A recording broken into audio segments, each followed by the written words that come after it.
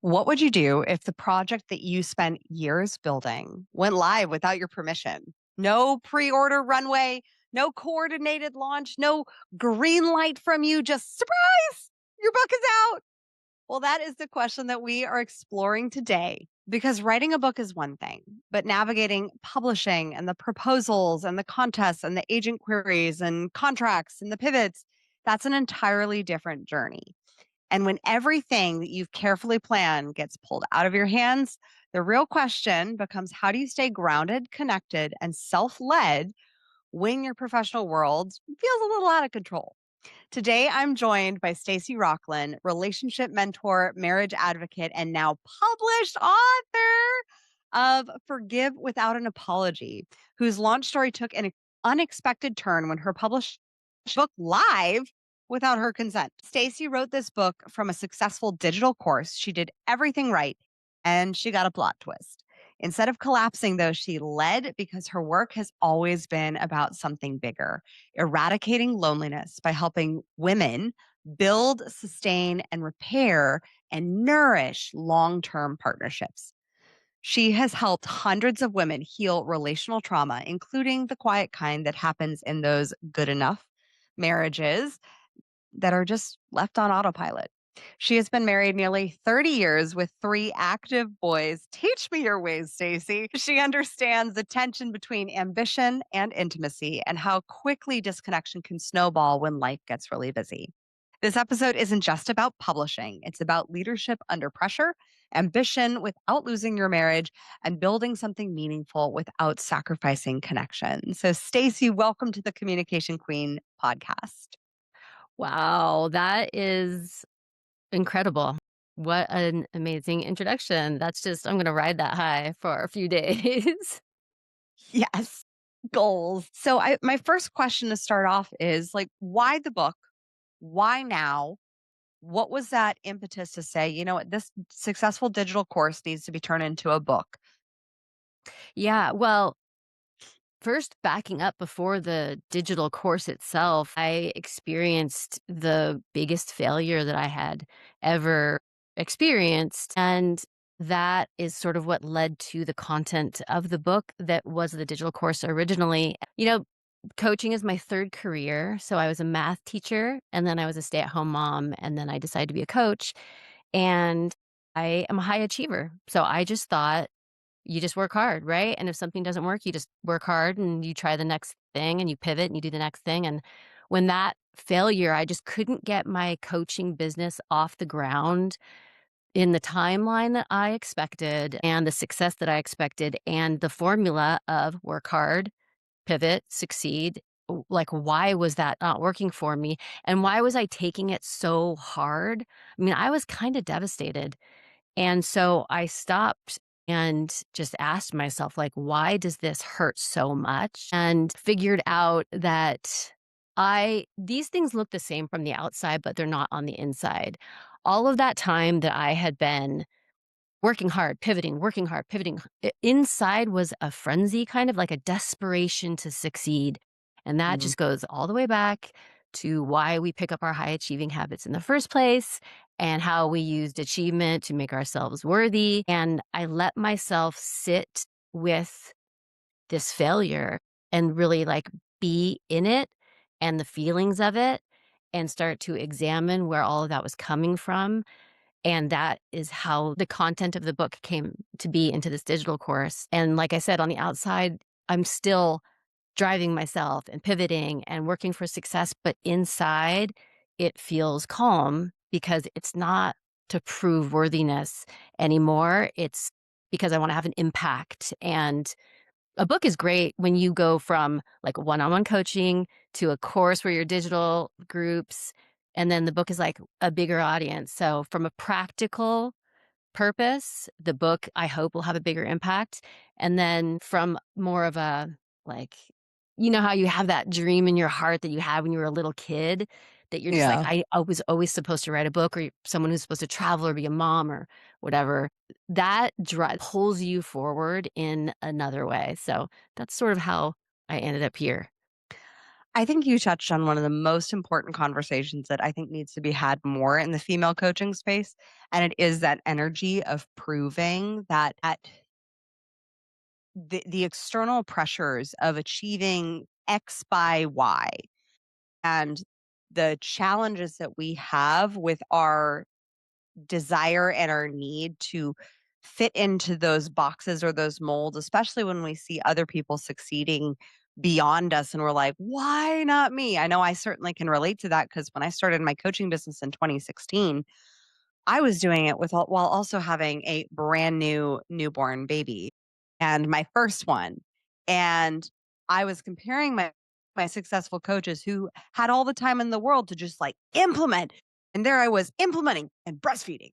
So I think that's one of the challenges that I too faced in the beginning of my coaching business was comparison to these external expectations of like the milestones that I thought I should be at by a certain time frame versus really truly looking at the longevity of like if this is a 30, 40, 50-year career that I desire to have, how can I structure my business in a way that builds that sustainability instead of those flash catty screenshot wins? Totally, totally. And I feel like, especially for high achievers, we also almost make it worse because someone says, okay, it's going to take you about 5 years to like get your business to this certain point. And I'm like, yeah, right. I'm going to like cut that in half, right? I work really hard. I've always been successful, but, you know, we almost, like, double set ourselves up for a fall, and I also think something for people who, are building a career that's a 2nd or 3rd career, you know, coming out of education, I think this Mm. is the difference between a .edu mentality and a .com mentality. .edu, clients are coming every day when the bell rings, right? .com is very different, and so you have to learn a different mindset too. And then another thing that happens, which I think is really unfortunate, is that when you pull yourself out of professional work for an extended period of time, even if it's, like, mindfully chosen by you and your partner and you loved those years and it was so exciting, I felt, and I've heard many people report the same, that you lose a little bit of confidence in yourself because you've been out of that professional setting, and so that is also another difficult thing to overcome when you're coming in on a 3rd career or 2nd career, so, it's kind of like a perfect storm for me. Oh my goodness. And I totally think motherhood and being a stay-at-home mom, that is a third career. Totally. That is a second career. That is a full-time, all hands on deck, keep them alive, oh my god career. And I think one of the great things that I love that you touched on expectation because I think a lot of authors, when they write their first book, they have a lot of expectations around what that book is supposed to be, what that is supposed to mean, what that's going to do for them. What were your expectations and how did you navigate those, especially through the healing process that you already went through with healing your relationship with your coaching business? Yeah, I think one of the benefits that, or at least I guess I just heard the lesson at the right time, was that someone said somewhere, "You're never gonna make a dime off your book." Like, don't expect that to be a source of income for you. Expect to position it in a way that it's going to help you create more impact, more audience. It's going to be a tool that works for you, not gonna be like this big grand, you're gonna be the best-selling author and, land on an island somewhere in your perfect little house. That framing helped me a lot because I've always kind of seen it having that purpose, and I think that that helped coming out it was since it was a digital course, I sort of saw it as an extension. But yeah, I think you're totally right. We have these, especially our first book, right? We have these huge expectations of what we want for it, and they aren't realistic, and they're a lot of work to get there, and so it was helpful. I can't even remember where I heard that, but it was helpful for me to hear that early to temper my expectations of what was gonna happen with it.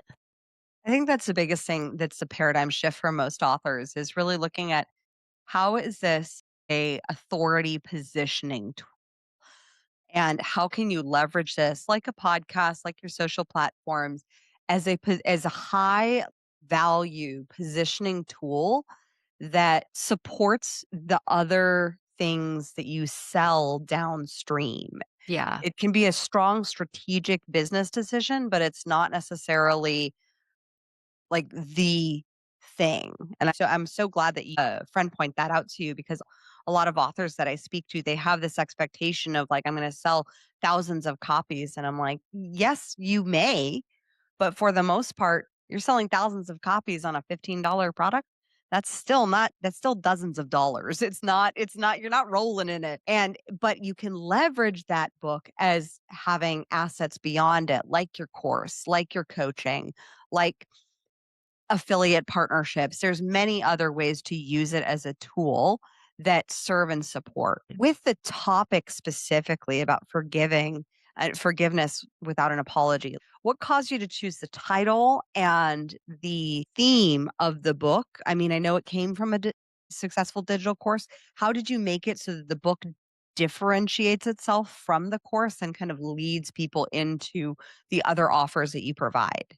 Yeah, I for this book, I wanna redefine forgiveness, and I think there's a lot of I mean, it's just a charged word, and I was raised Catholic, so it's got, like, its own connotations for what that means for me, for other people coming out of, faith-based, systems. It's a loaded word, and so I wanted to redefine it for people as a practice that is, like, multifaceted. Yes, it's looking back at things that have hurt and being able to let go of that, but it's also, like, those things created defense mechanisms that get in the way of our relationships. And those things created limiting beliefs that get in the way of our, success and living the lives that we want. So if you take forgiveness as a process and a discipline and a way to self-evaluate, like you always say, how something was working for you. Like that's the idea, right? Is to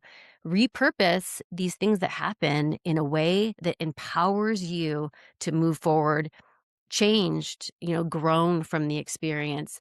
So that's why I chose to go that direction. And I specifically put in there without an apology because people get really stuck there. And understandably so. Like, you deserve an apology, hands down. Like, someone did you dirty. And we want that. But we can get very stuck in that spot. And that's not benefiting the other person. That's just harming us.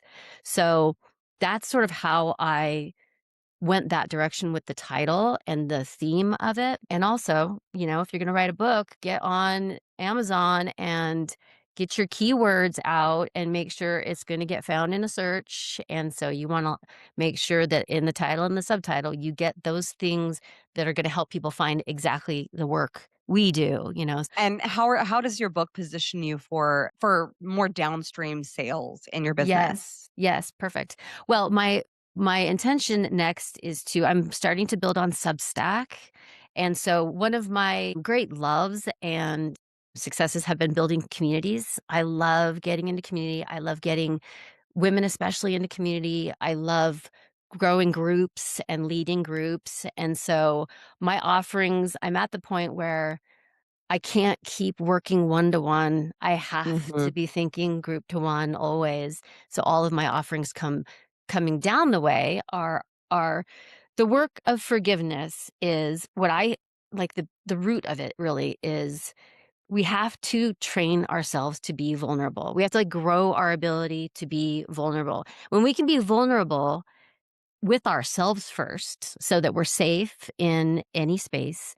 Then we can also pick the right people to be vulnerable with. And then all of a sudden you have rich, meaningful, deep relationships. And we don't learn these things. Like we have to go develop them in community. So this book is sort of like your first step on the way to developing that vulnerability, which I hope will be the next book actually. And I intend to, invite people who start here to continue in community. Oh, I love that, and I think that's one of the biggest things that I encourage authors to do is to build a community around the basis of your book, around the Yeah. foundations, even prior to launching as well. Like have the community, let them be your pre-readers, let them tell you what's landing, what's not landing, what you maybe they want more expansion on, more understanding on. And I think that the fact that building a community is a gigantic skill set for you, like that's not something that everybody comes by easily. So congratulations for you for being able to see that, recognize that, and have that also be a part of your overarching strategy to lead people from the book into the community that allows for sustainability, which Yeah, yeah, and even someone who's like, "I don't know if I can build community or not," like, you can. You start with your email list. That is a community, that's Mhm. like I consider that my email family. Those are the people you reach out to and ask them to be early readers and give you feedback, and you don't have to have some elaborate system to go out and start creating a family there, so anyone can start a community. love that. Yes, I think that that's the whole tripping over the how. When people trip over the how, like, well, I don't know where to start. I'm like, start in your own backyard. Like, I just started a local mompreneur meetup simply because I wanted moms that I could have play dates with that also I could talk business with. Oh, I wish I And lived by you. it's great because we all meet up once a month and it's not too big of a commitment, but for one, it positions me as a leader in my community. It also has brought me clients. It's also allowed me to have play dates with amazing moms and that I can talk business with, not just, I don't cook or clean. I don't really know how to do those things. I'm as my husband lovingly said, I am domestically untrained. I was not equipped with those skill sets growing up. But I do know what my skill set is, and I do have a skill set with business and marketing. And so being able to say, like, I can see stories and I can see challenges, and it's so cool to be able to build that community. And it all starts with leadership. It sounds to me like if you don't have it, build it and be the leader for it. Totally. And you've done that with your book. When it comes to marketing the book, what's been your biggest bottleneck? Oh, man. So, yeah, I was hurled into marketing, unexpectedly, just timeline unexpectedly. Mhm. I had the whole plan, right? The pre-order and I had this all laid out and Oh, what high was going to achiever. happen. What's that? The high achiever.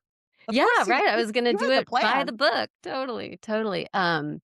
So the biggest challenge for me honestly has been playing a little bit of catch up but this is what happens in any launch. If you've ever launched a product, everybody knows like stuff goes wrong, you gotta slash this, adjust this. Like it's not that different. This is my baby. So it felt closer than like a different funnel that I had created before. So Mhm. the biggest marketing thing has probably been adapting and growing the audience for the book. Now, in some ways, having it launched without my permission sped things up, right? I had no time for imposter syndrome. Like, I don't have to coordinate calendars with any podcast. It's like, no, the book's out. Like, I'm available whenever. There's, you know, silver linings in it for sure. And maybe you can answer this question. Here I am. This is one of my methods of trying to get an audience for the book is to reach out to podcasts and Mhm. like, oh my gosh, your book is such an epic resource for doing that. It's incredible. What are other I think that's the question for anybody in my situation who doesn't have your kind of expertise in marketing. What are the best ways to continue to grow that audience for that book? So what I would look at is strategically who is the book specifically for, and Mhm. how we think of a podcast guesting strategy is we call it our AAA strategy. So we look at where are you an authority? Like, what is an authority that you like? That's your niche. That's who you speak to. Sometimes conversions will come from that. Sometimes that will be you going on, maybe forgiveness podcasts or maybe podcasts around relationships with other relational coaches. Not necessarily do those necessarily bring in the dollars because you're speaking to an established audience and you're basically validating the other coaches claims and you're there and they're where you're basically giving backup to what they say most likely, unless you come in with like some out of the blue polarizing perspective that's very different. For the most part, you're going to be saying what they say in just a different way. But then we have your angle strategy of like who are those specific people that you're targeting of, the clients that maybe they're seeing a relationship coach or maybe they're with a therapist and you do relationship coaching but you don't do relationship therapy. And so then you may have some cross pollination where you may be able to support, and you have a similar avatar, but you're not competing in the same industry. And then we have your angle podcast of what are all those unique pieces of your own story, being a boy mom, being married for 30 years, being a stay at home mom. Like those are all unique aspects to your story that will give you more of a blue ocean for the podcast that you could be going on. And you can just simply Google stay at home mom podcasts and then submit for all of those podcasts that are a fit, because your story is never going to be a saturated market. So when you speak from your story and your lived experience, everybody who's been a relationship coach may have a similar tip or advice, but they definitely don't have your story, and thus they're not going to have your resonance, and they're not going to be able to reach the same audience that you will because of the background that you have. Yeah, so, like, more diversifying what kind of podcast to approach, right? For sure. Yeah, that's Yeah. such And good advice. thank you. Thank you. It's all in the book. Yeah, no, I'm telling you, like, anybody who's listening, if you wanna get on a podcast, every single thing you need is in that book. Yeah. Yeah, it's a very comprehensive resource, and that's why I wrote it, was because I knew that what we were teaching, what we were doing for our consulting clients, not everybody is at that level where they want to invest in an agency or to do the work with them to build out the systems. So I literally give it so that you can do it for yourself. And I think with your book specifically, podcasts are one of the best ways to be getting your work out there into the world, especially for as a coach from your story. When you think of unique aspects of your story, are there other pieces other than being a stay manager and married for 30 years that are unique that can play into um, the types of podcasts that you go on? Like, I know you speak a lot on relational trauma. Like, are you comfortable speaking about traumatic experiences that maybe you've had on podcasts? Oh, yeah, for sure. I mean, my book is filled with, you know. Trauma.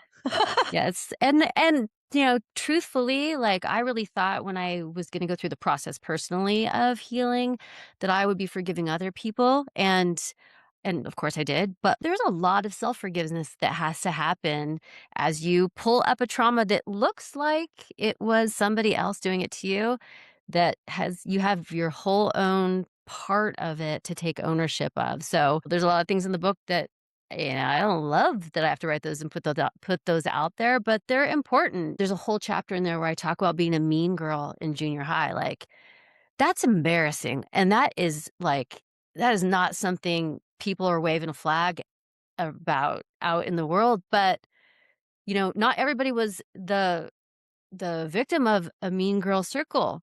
There were mean girls there, right? I mean, it's important for us to own every single part of our background because that self forgiveness is really the only way. It's like I said, that vulnerability with yourself. You Hmm. have to be able to tell yourself the truth. And like that story in particular, as I share it in the book, I told myself a version of it for a long time that was like, this is why I did it. I felt that I had to. I was also struggling and then it's like, well, let's just go deeper, deeper, deeper because there's two things can be true. I felt hurt at the time. I was trying to protect myself, but also I did terrible things. Like they're both true and we have to be able to lay ourselves bare in front of ourselves in order to really forgive. So, absolutely I share trauma. I think that that is an important thing for me to model as I ask people to take the steps to do that work for sure. Oh, I love that. And then you could go on Mean Girl podcasts. I bet Yeah, there's a few. I bet there. probably. First of all, I love the fact that you own that part of your story. I think that that's so unique, and I think that's valuable for people to hear from the Mean Girl perspective as well. Um, and that gives you such versatility in the podcast that you go on. If you go on bullying podcasts, like you could go on bullying podcasts and talk about the perspective of the villain.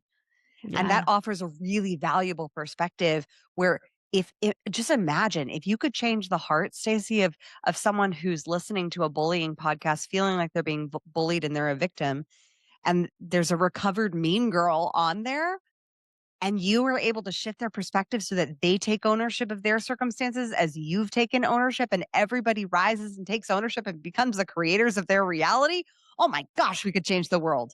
I know. Totally. I think it's especially important when it comes to parenting. We're all gonna hope we improve on how we were parented. I think that's the natural hope for a parent, and we're gonna completely screw it up because that's the nature of parenting. Like, we're gonna make mistakes, and those feel like the most devastating mistakes because the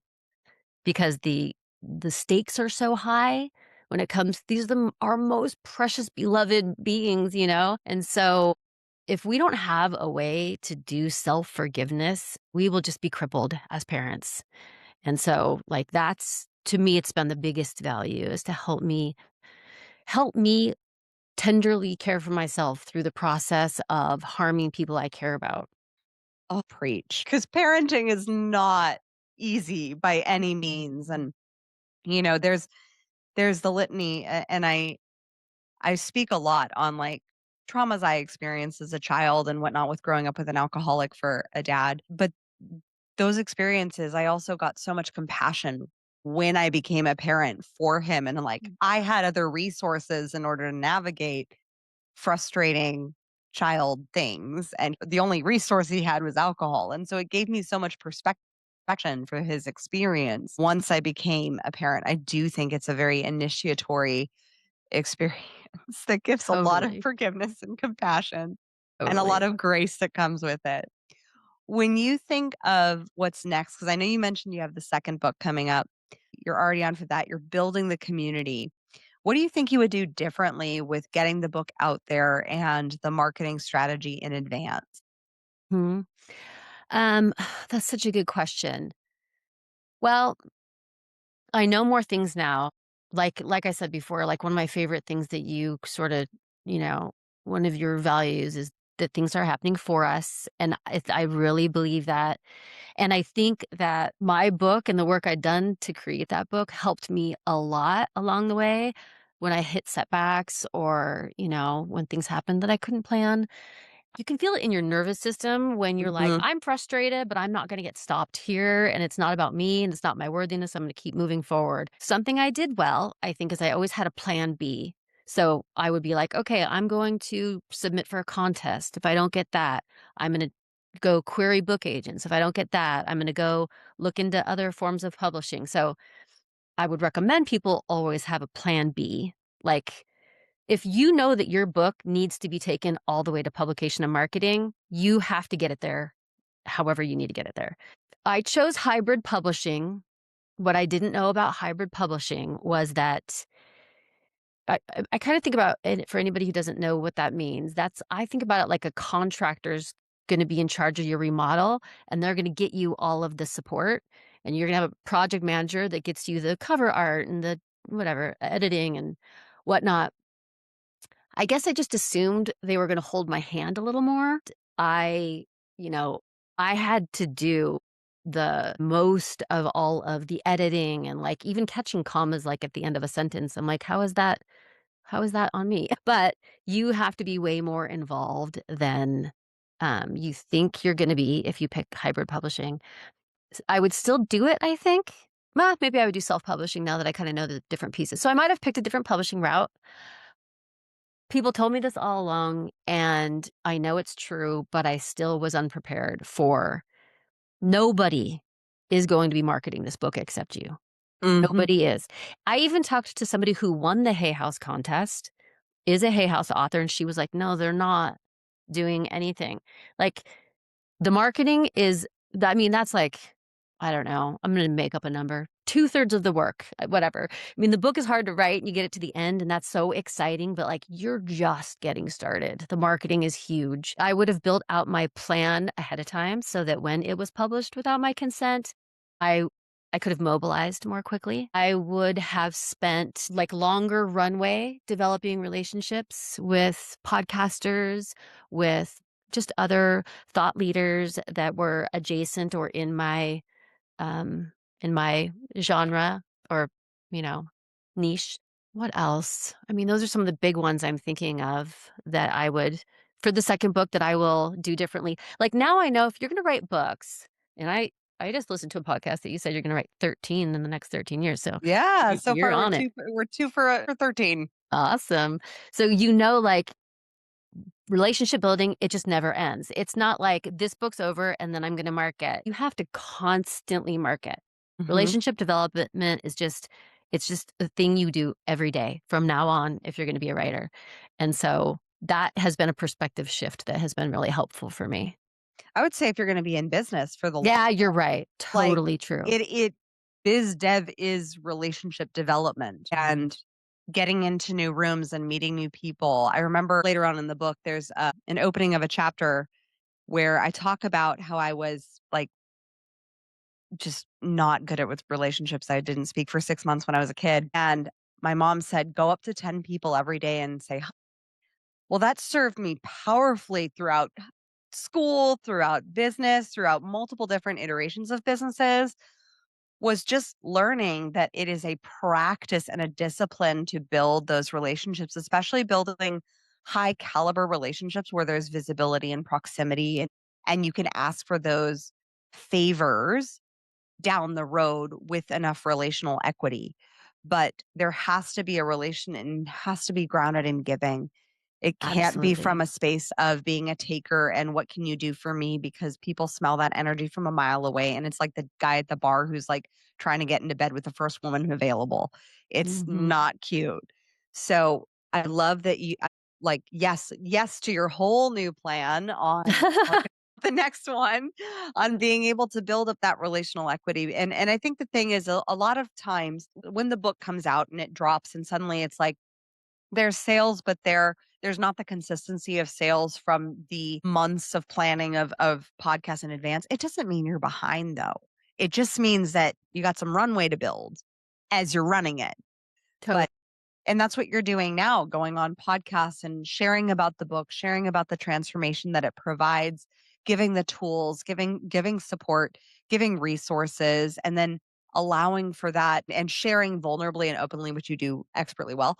Um, that Thanks. all of that builds. And so just because your book is out there doesn't mean like it only stops marketing if you decide to stop marketing it. Totally. Totally. No, absolutely. It's just an ongoing thing. It's been such an amazing learning experience. I mean, just the absolute it's just been incredible. Do you think you'd self-publish the next one? Maybe because I think the hybrid publishing, I wanted really strong developmental editing because I wanted it to be a good book, like I wanted Yeah. it to be strong writing. They helped with cover art. And then, like, all the little details of publishing, which I don't actually think are that difficult, like ISBNs and stuff like that. Once you've done some things on KDP, like, you kind of you realize it's not terribly hard. So I think I probably could do it on my own. Mhm. I've got enough of a team around me that I think that I could kinda, like, farm those things out. So, I don't know. I don't know. I'm frustrated still in the communication with the company I'm working with, but that has been also really good for me because, I'm having to have some hard conversations and advocate for myself, and so, I mean, nothing but great lessons. I've had a lot of authors say that their book writing journey, book publishing journey, like putting it out there for the world to see in print, is very much like cyclical to experiences that they had or whatever they wrote the book about, whether it was relationships or marriage or travel or like there's certain lessons that the universe kind of pops in, but it's just in a different form and it's in the form of publishing. Did you notice that same similarity where Oh, like, oh, totally, I'm and holding a boundary again? it's true. I even heard this. I heard a published author say one time, like, something like that, and it was kind of like, the experience that you go through as you're writing the book is like the book, like it just keeps happening. So you write the book and then you get your next level of lessons. And then you're like, oh, that's the next book. And you just kind of, it just keeps going. Everything I wrote in the book, I needed for this process so that I could keep moving myself and not get stuck and be, you know, devastated and angry and not able to move forward. I didn't have time to do that. So, and in the process of talking about the book and really leaning into vulnerability, it's leading me right into the next book. So I hope that one will be about emotional intimacy and how to build that and how to nurture and, cultivate your vulnerability. Oh, and I mean, your title is so dang good. So, for all of those listening, head on over to stacyrocklein.com. That's Stacy, Rocklein.com, and get the book Forgive Without an Apology: How to Heal, Set Boundaries, and Create Deeper Connections. Because it sounds like you're doing that through now the relationships that you're building with going on podcasts, with showing up with your marketing strategy. So kudos to you. Thank Anything else you. that you want to leave our listeners with before we head off? I did read the book. I did my first Audible, so if you were able to tolerate my voice, you'll be able to tolerate that, which is Yes. another fun thing. But I think what I would say is, and if you listen regularly to the podcast here, you know that this is something that Kim really drives forward is this vulnerability. The more you can be vulnerable with yourself, with the people you're in relationship with, the deeper your relationships are going to be. And loneliness is such a pervasive like thing that people are experiencing right now. And it's not about the amount of people you get into your life. It really comes down to that ability to start first with yourself and be able to tell yourself the truth and forgive yourself, and then to be able to do that same stuff with other people. So lean into it. It's the way forward. Hey, lean into sharing those vulnerable stories because they are some of your greatest assets, and they attract some of your greatest clients, customers, friendships, relationships that you get to have. As always, my fellow sovereigns, let your voice be heard. There is someone out there where your story can save at least one life. So go out there and be bold in sharing it. Until next time, Communication Queens, we will see you here on the Communication Queen podcast. Thank you so much for listening. If you love this episode, subscribe, leave us a review, and share it with your friends. For more tips on guest podcasting, storytelling, and communication strategies, follow us on social media at Communication Queens Agency and visit us at communicationqueens.com. I look forward to seeing you in the next episode. And in the meantime, remember, your story has the power to save one life. Let your story and your voice be heard.